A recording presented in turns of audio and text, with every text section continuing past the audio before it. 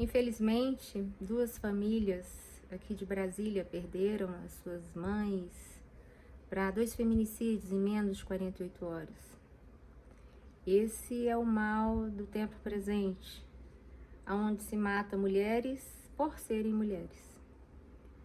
E cada mulher que morre é um pedacinho, um pouquinho de mim que morre, de toda mulher.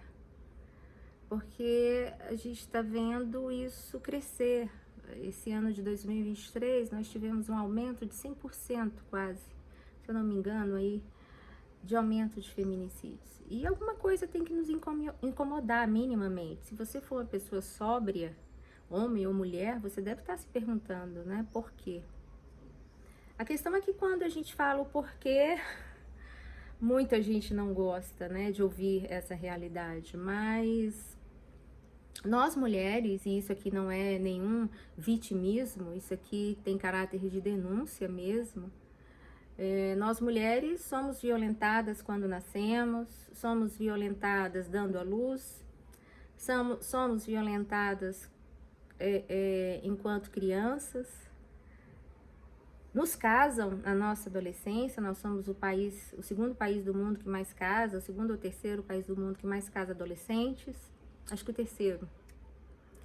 E somos um dos países que mais violenta, somos o quinto país do mundo que mais mata mulheres.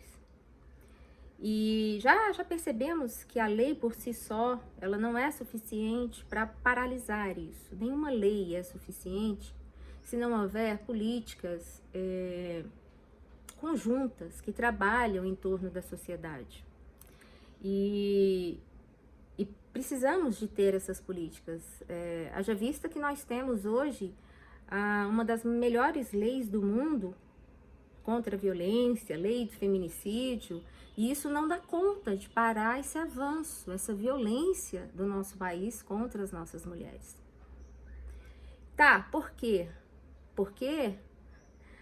Bom, vamos falar de números, né? Porque alguém pode dizer que é um discurso ideológico, né? Mas e nem as próprias mulheres às vezes gostam de ouvir isso, porque acham que é um discurso contra a família brasileira, né? Tamanha o desconhecimento, mas enfim.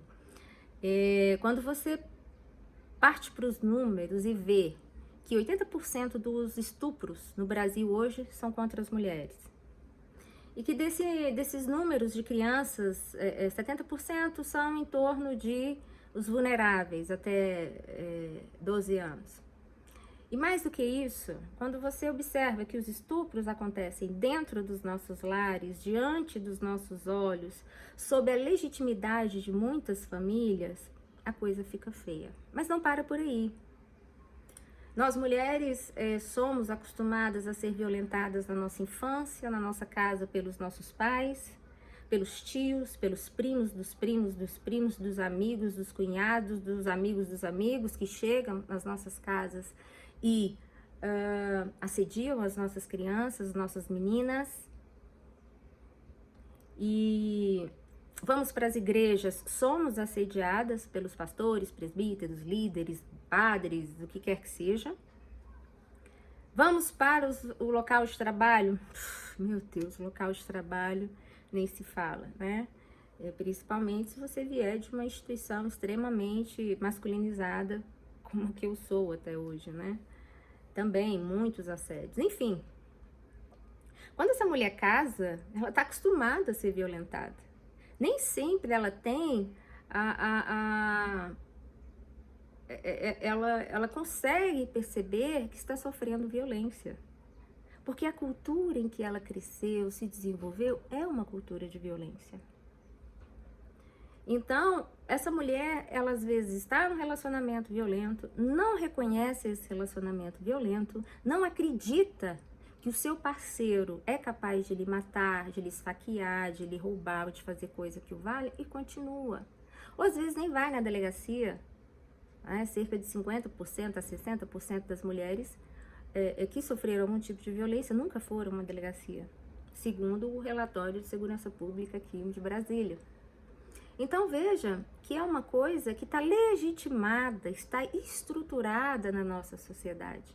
É um tipo de valor né, que a sociedade construiu, e aqui não é só o homem, é o homem e a mulher constroem, né, esse tipo de valor que legitima a violência, né? E a ponto de você ter mulheres que, quando vão instruir outras, falam, não, calma, continua nessa violência, é assim mesmo, afinal de contas, quem paga o aluguel é ele, né? E essas pessoas continuam. Uma vez eu fiz um curso de violência doméstica com uma moça muito querida, e que ela, instruída, né, alto nível de instrução, e lá no meio do curso, no final daquele dia, ela virou para mim e falou, olha, eu acho que eu tô num relacionamento abusador, eu acho que o meu marido é um autor de violência. E eu, né, me espantei, eu falei, você acha? Você não tem certeza? Ele falou, não, eu tô começando a entender. E ali eu visualizei que realmente, quando você está envolvido emocionalmente, na prática, é muito difícil para algumas mulheres detectar que estão. Por isso a rede de apoio, ela é muito importante. É muito importante que nós tenhamos pessoas saudáveis, né? Pessoas que tenham conhecimento sobre o assunto, ou que pelo menos não carreguem, né, aquele estereótipo de família perfeita, de que isso não pode acontecer, e ainda mais dentro do campo das religiosidades, né? Mais ainda, eu sou muito procurada por mulheres que são de dentro de igreja, sofrem violências, né? E às vezes não pode sair e nem fazer uma denúncia porque o marido é um dos líderes, recebe o salário da igreja, é um serviçal da igreja de alguma forma, né? E essas mulheres acabam ficando presas nessa situação.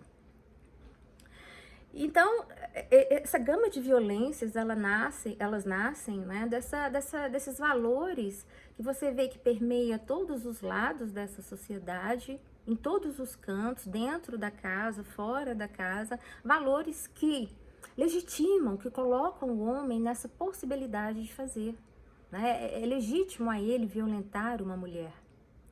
A criação, quando você educa um menino diferente de uma menina, onde a menina tem que fazer tudo para esse menino, onde esse menino não sabe respeitar mulher, ou mesmo onde ele vê uma violência doméstica dentro de casa, é óbvio que quando ele for adulto, ele tem uma porcentagem enorme de retribuir essa violência, seja para sua esposa, seja para as mulheres com quem ele trabalha, né? E são valores que maculam, matam, torturam, menosprezam as mulheres. São valores machistas, né, que colocam o homem nesse grau de superioridade, nesse grau de força em que ele pode dominar tudo. Por isso que a sociedade precisa ser equilibrada, né? Por isso que a sociedade precisa de homens e mulheres que permeiam os espaços de poder, para que essa visão de homem no poder seja minimizada, né? Porque quando você legitima que só homem pode ficar no poder, que só o homem, ele fica no poder dentro de casa, ele é no poder fora de casa, essas violências todas são realizadas por eles, por estarem nesse local de privilégio, por estarem nesse local de poder, de fazerem as próprias leis, de se privilegiarem, né, nesse lugar de decisão, nesse lugar de não ser contestado. A questão é essa. Tanto é que esse é um valor tão forte que muitos homens, quando violentam, né, matam as suas ex, alguns já têm até família, quer dizer, já estão em outros relacionamentos, mas não suportam ver a ex bem, num relacionamento legal, aí aproveita e mata não só a ex, como o namorado, o marido, enfim, com quem a ex estivesse relacionando, né? Então, o combate, minha gente, tem que atacar, né, vamos dizer assim, esses valores machistas, valores que colocam a mulher sempre numa condição de subalternidade em todos os sentidos, né? Por isso que a gente tem que ser chato, sim, sabe? Por isso que quando a gente tem que falar, ninguém tem que interromper mesmo, o camarada tem que saber o horário que ele tem que falar, que ele tem que se calar. Por isso que a gente tem que mudar sabe? Essa chavinha dentro das nossas casas. Não é o marido que tem que ser o cabeça do lar, porque não foi isso que Jesus falou. Quem tem que ser o cabeça do lar é homem e mulher andando juntos ali, ó, um segurando na mão do outro. E eu falo isso porque eu sei que os nossos valores sociais e familiares, a base deles é uma base religiosa, é uma base cristã. É essa base, né? Então, é aí que a gente tem que atacar. E isso não é desfacelar a família, porque o equilíbrio não desfacela. O que desfacela é a violência disfarçada. O que desfacela a família brasileira é a hipocrisia disfarçada. O que esfacela a família brasileira é colocar homens que violentam suas mulheres, porque Deus não nos chamou para esse caminho. Deus nos chamou para um caminho de paz. E aonde não houver paz, nenhuma mulher deve se submeter a esse caminho. Nenhuma mulher deve se submeter a esse caminho. Então, erga sua voz, se pronuncie contra todo valor machista dentro da sua casa, fora da sua casa, no seu local de trabalho. Por onde eu passo, eu vou igual um trator. Eu não quero, minha tolerância, quem trabalha comigo sabe, quem convive comigo sabe, a minha tolerância é zero. Né? Minha tolerância é zero. Por quê? Porque isso ceifa vidas. Isso ceifa, isso adoece. Quando não ceifa, adoece, deixa máculas terríveis. Esse machismo, essa falta de afetividade, sabe? Essa coisa de ser líder de uma família, de proteger a família. Para, gente. As palavras de Pedro e Paulo foram para uma sociedade do século I, onde existiam escravos, aonde era recomendado que os seus escravos trabalhassem bem para os seus senhores, aonde uma mulher não podia sair de casa, ela nem tinha voz, aonde uma mulher era comprada no judaísmo, comprada pelo seu marido. Nós estamos no século 23, século 21, né? 2023, século 21, e tudo mudou. E nem por isso a gente vai contra o evangelho, porque lembre-se que mesmo Paulo e Pedro que falam isso, foi o Paulo que falou que homem e mulher são iguais diante de Deus. Preto e branco, amarelo, rosa, verde, gordo e magro, servo e livre. Todos somos iguais diante de Deus no mundo das espiritualidades. Não existe um que seja a cabeça de outro. Isso foi coisa da doutrina.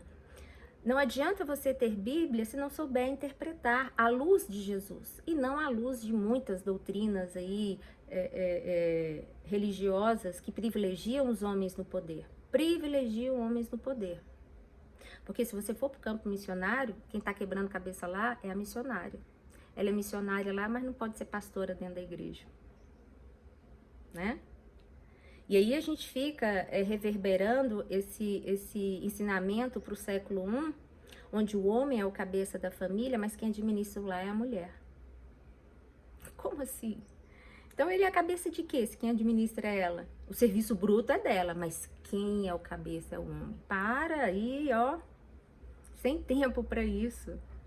Sabe? Quem administra é que tem o amor, quem é líder, quem é cabeça, se é que tem que ter cabeça, né? É quem tem o coração de Jesus, quem tem as práticas dele, quem carrega perdão, amor e acolhimento no coração, quem tem uma palavra sempre de ânimo, né, pro cônjuge do lado ali, e não quem sai batendo, espancando o filho, espanca a mulher, deixa faltar as coisas em casa, trai, blá, blá, blá. Para. Gente, pelo amor de Deus, a gente precisa rever esses valores sociais, os valores de dentro da nossa casa. Sabe? E eu falo isso com muito temor e tremor. Não é um discurso de mulher contra homem, e eu acho que quem me segue aqui sabe disso. Mas é um discurso de muita responsabilidade. Principalmente nós que nos intitulamos cristãos, defensores, né, do amor, da família, e que de fato vivenciam isso. A gente precisa ser uma voz a favor das mulheres desse país. Se é que ainda, né, acreditamos que de fato isso é legítimo, né, viver sem violência. Pense nisso.